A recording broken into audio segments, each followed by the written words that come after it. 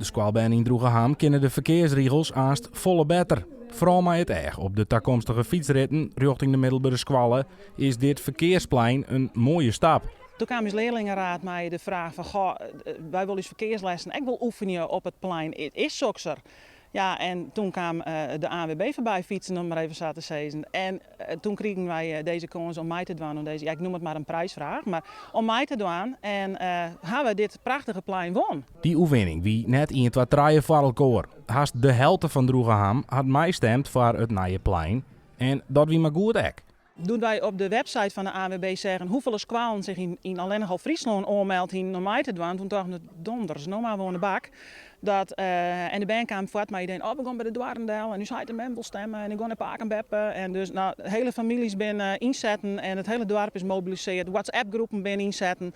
Dus ja, en dan met dit als resultaat. Geweldig. Het plein waar vredemoorn officieel iepenen. 3, 2,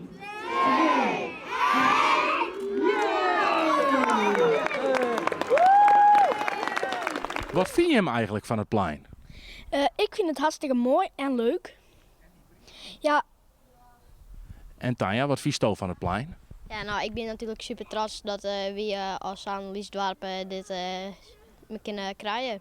124 banen op squallen en je hebt hier meer dan 600 stemmen. Of bijna 700.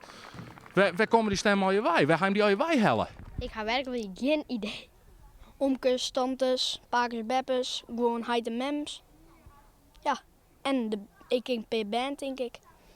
De fietsveiligheid voor baan in Droegeham en omkrieten zal toch dit leerplein alleen nog maar aannemen. Zo verwacht het ek de ANWB. In die zin dat de kinderen een ervaring opdoen met de verkeersregels, maar ook met verkeerssituaties.